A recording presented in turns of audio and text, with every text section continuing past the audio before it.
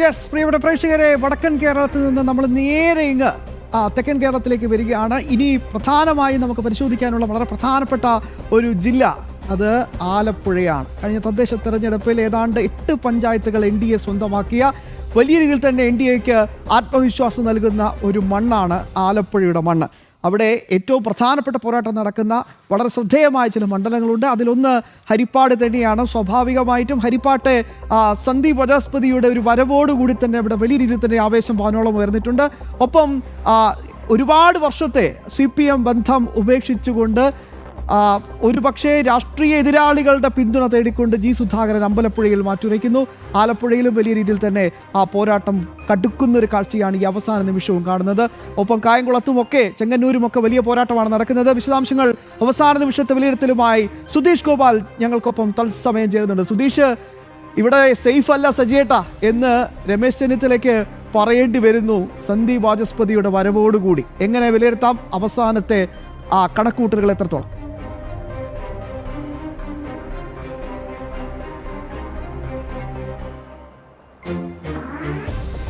ആലപ്പുഴ ജില്ലയെ സംബന്ധിച്ചിടത്തോളം 9 നിയോജക മണ്ഡലങ്ങളാണുള്ളത്. ഈ 9 മണ്ഡലങ്ങളിലും ശക്തമായ ത്രികോണ മത്സരത്തിനുള്ള കളമാണ് ഇപ്പോൾ ഒരുങ്ങിയിട്ടുള്ളത്. അതിൽ ഏറ്റവും എടുത്തു പറയേണ്ടത് ഹരിപ്പാട്, ചെങ്ങന്നൂർ, ആലപ്പുഴ അടക്കമുള്ള മണ്ഡലങ്ങളിലെ കാര്യമാണ്. ഇപ്പോൾ ഹരിപ്പാട്ടെ എടുക്കുകയാണെങ്കിൽ നമുക്കറിയാം, സംസ്ഥാനത്തുടനീളം പ്രചരണത്തിന് പോയിരുന്ന രമേശ് ചെന്നിത്തലയെ പൂർണ്ണമായും ഹരിപ്പാട് മണ്ഡലത്തിൽ തളച്ചിടാൻ സന്ദീപ് വചസ്പതി ഇവിടെ മത്സരിക്കുന്നു. സ്ഥാനാർത്ഥിത്വം കൊണ്ട് തന്നെ സാധിച്ചു എന്നതാണ് ഏറ്റവും എടുത്തു പറയേണ്ടത്. അതിനുശേഷം ഇങ്ങോട്ട് ചിട്ടയാർന്ന പ്രവർത്തനത്തിലൂടെ വലിയ മുന്നേറ്റം നേടാൻ സന്ദീപ് വചസ്പതിക്ക് സാധിച്ചു.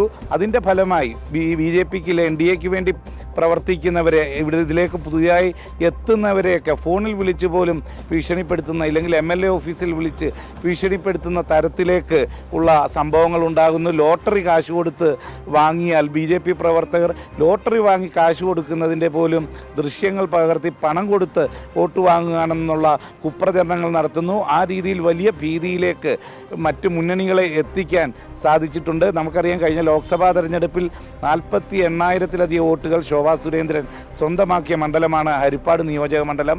ഇവിടെ കേവലം 1345 വോട്ടുകളുടെ വ്യത്യാസം മാത്രമായിരുന്നു കഴിഞ്ഞ ലോക്സഭാ തെരഞ്ഞെടുപ്പിൽ UDF സ്ഥാനാർത്ഥിയായിരുന്ന KC വേണുഗോപാലും NDA സ്ഥാനാർത്ഥിയായിരുന്ന ശോഭാ സുരേന്ദ്രനുമായി ഉണ്ടായിരുന്നത്. അതിനുശേഷം നടന്ന തദ്ദേശ തെരഞ്ഞെടുപ്പിൽ കാർത്തിയപ്പള്ളി അടക്കമുള്ള പഞ്ചായത്തുകളിൽ ചരിത്രത്തിലാദ്യമായി BJP അധികാരത്തിൽ വരുന്ന സംഭവമുണ്ടായി. എല്ലാ പഞ്ചായത്തുകളിലും ജനപ്രതിനിധികളെ സൃഷ്ടിക്കാൻ സാധിച്ചു. ഈ രീതി വലിയ മുന്നേറ്റം, അങ്ങനെ 35,000-ഓളം വോട്ടുകൾ ശേഖരിക്കാനും കഴിഞ്ഞ തദ്ദേശ തെരഞ്ഞെടുപ്പിൽ സാധിച്ചു. അതിലെല്ലാം വലിയ അധികാര ദുർവിനിയോഗമൊക്കെ നടന്നിട്ടും അത്തരത്തിലൊരു മുന്നേറ്റം NDAക്ക് സാധിച്ചു. അതിന് പിന്നാലെയാണ് ഇപ്പോൾ നിയമസഭാ തെരഞ്ഞെടുപ്പ് എത്തുന്നത്.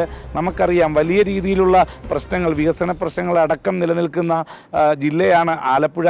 അതിൽ ഹരിപ്പാട് സംബന്ധിച്ചും, ഹരിപ്പാട് താലൂക്ക് ആശുപത്രിയിലാണ് ഡയാലിസിസ് യൂണിറ്റിൽ നിന്നും രോഗമുണ്ടായി 2 പേർ മരിച്ചത്. ആ ഡയാലിസിസ് യൂണിറ്റ് ഇന്ന് വരെ പിന്നീട് തുറക്കാൻ പോലും സാധിക്കാത്ത നിലയിൽ നിൽക്കുന്നു. മറ്റ് നിരവധി വികസന പ്രശ്നങ്ങൾ ഇവിടെയുണ്ട്. അതെല്ലാം തന്നെ നിലവിലെ സിറ്റിംഗ് MLAക്ക് മുന്നിൽ വലിയ ചോദ്യചിഹ്നങ്ങളായി നിൽക്കുന്ന ഒരു സാഹചര്യമുണ്ട്. അതിന് സമാനമായി തന്നെയാണ് ആലപ്പുഴ മെഡിക്കൽ കോളേജ്. നമുക്കറിയാം, കത്രിക വയറ്റിൽ മറന്നുവെച്ച സംഭവമുണ്ടായതും ആലപ്പുഴ ജില്ലയിലാണ്. അതും 2ാം പിണറായി സർക്കാരിൻ്റെ കാലത്ത് നടന്ന വലിയ ഒരു ചികിത്സാ പിഴവായി തന്നെയാണ് കണക്കാക്കുന്നതും. ഈ രീതിയിൽ വിവിധ പ്രശ്നങ്ങൾ നിൽക്കുമ്പോഴാണ് കുട്ടനാട് മണ്ഡലത്തിലേക്കും മറ്റും ചെല്ലുമ്പോൾ നെൽകർഷകരുടെ കണ്ണീര്, അത് നമുക്ക് നെൽ സംഭരണത്തിലായാലും അവർക്ക് വേണ്ട ആനുകൂല്യങ്ങൾ നൽകുന്നതായാലും, അതോടൊപ്പം തന്നെ അടിസ്ഥാനമായി ആവർത്തന ചെലവ് ഒഴിവാക്കിക്കൊണ്ട് കുട്ടനാട്ടിലെ കർഷകരെ സഹായിക്കാൻ പദ്ധതികൾ പ്രഖ്യാപിക്കുന്നതല്ലാതെ അത് നടപ്പാവുന്നില്ല. അതുപോലെ തന്നെ ടൂറിസം മേഖലയും വലിയ പ്രതിസന്ധിയിൽ നിൽക്കുന്നു. ഇത് എല്ലാം ചർച്ചയായ ഒരു തെരഞ്ഞെടുപ്പാണ് ഇത്തവണത്തേത്. അതിൻ്റെ എല്ലാം ഫലം അത് നാളെ വോട്ടായി മാറുമ്പോൾ അത് NDAക്ക് വലിയ മുന്നേറ്റത്തിനുള്ള സാധ്യത ഒരുക്കിയിരിക്കുന്നു. അതോടൊപ്പം തന്നെയാണ് നമുക്ക് പറയാം, ആലപ്പുഴയിലെ NDA സ്ഥാനാർത്ഥി BJP സ്ഥാനാർത്ഥിയായി മത്സരിക്കുന്നത് KPCC ജനറൽ സെക്രട്ടറി സ്ഥാനം രാജിവെച്ച് BJPയിൽ ചേർന്ന MJ ജോബാണ്. വർഷങ്ങളായുള്ള അനുഭവ സമ്പത്തുള്ള ആളാണ്. അതിലുപരി CPMൻ്റെ നിരന്തരമായ മർദ്ദനവും പീഡനവും എല്ലാം സഹിച്ച ഒരു വ്യക്തിയാണ് MJ ജോബ്. തീരദേശ മേഖല നിരവധിയുള്ള ആലപ്പുഴ മണ്ഡലത്തിൽ വലിയ മുന്നേറ്റം നടത്താൻ MJ ജോബിനാവും. ചെങ്ങന്നൂരിനെ കുറിച്ച് നമ്മൾ ചർച്ച ചെയ്യുമ്പോൾ ചെങ്ങന്നൂർ മണ്ഡലത്തിലെ 5 പഞ്ചായത്തുകൾ ഇപ്പോൾ ഭരിക്കുന്നത് BJP പ്രതിനിധികളായവരാണ് അധ്യക്ഷന്മാരായി ഭരിക്കുന്നത്. അതേ സാഹചര്യത്തിൽ തന്നെ നഗരസഭയിലും പ്രധാന പ്രതിപക്ഷമാവാൻ സാധിച്ചു. ഈ രീതിയിൽ മന്ത്രി സജി ചെറിയാൻ്റെ മണ്ഡലമായ ചെങ്ങന്നൂരിൽ വലിയ മുന്നേറ്റം നേടാൻ NDAക്ക് സാധിച്ചിട്ടുണ്ട്. ആ ഒരു പശ്ചാത്തലത്തിൽ തന്നെയാണ് അവിടെ ശക്തമായ ത്രികോണ മത്സരം നടക്കുമ്പോൾ ആരാവും വിജയിക്കുക എന്ന് പറയാൻ സാധിക്കാത്ത രീതിയിൽ ശക്തമായ മത്സരം തന്നെയാണ് നടക്കുന്നത്. മറ്റ് എല്ലാ മണ്ഡലങ്ങളിലും തീരദേശത്തെ സംരക്ഷണം അടക്കമുള്ള കാര്യങ്ങൾ അതിലും വലിയ വീഴ്ചയുണ്ട്. ഇപ്പോഴും കിടപ്പാടമില്ലാതെ നിരവധി പേർ റെയിൽവേ പുറമ്പോക്കിലും പറ്റും കഴിയുന്ന മണ്ഡലമാണ് അമ്പലപ്പുഴ. ആ അമ്പലപ്പുഴയിലാണ് CPM വിട്ടുവന്ന G സുധാകരൻ മത്സരിക്കുന്നത്. അവിടെ പരസ്യമായി വോട്ട് ചോദിക്കുന്ന ദൃശ്യങ്ങൾ കഴിഞ്ഞ ദിവസം LDF സ്ഥാനാർത്ഥി വോട്ട് ചോദിക്കുമ്പോൾ പണം കൈമാറുന്നത് നമ്മൾ തന്നെ ദൃശ്യങ്ങൾ പുറത്തുവിട്ടിരുന്നു. ഈ രീതിയിൽ വലിയ രീതിയിലുള്ള ഇടപെടലുകൾ നടത്തിക്കൊണ്ട് ജയിക്കാൻ വിവിധ മുന്നണികൾ ശ്രമിക്കുമ്പോൾ ഇവിടെ എല്ലാം ചിട്ടയാർന്ന പ്രവർത്തനത്തിലൂടെ NDA മുന്നേറുകയാണ്. തീർച്ചയായും അവസാനത്തെ നിമിഷങ്ങളിലേക്ക് കടക്കുമ്പോൾ പ്രിയപ്പെട്ട പ്രേക്ഷകരെ, ആലപ്പുഴയുടെ ഒരു സമഗ്ര ചിത്രവും കണക്കുകൂട്ടലുകളും ഒക്കെ ഇങ്ങനെയാണ് മുന്നോട്ട് പോകുന്നത്.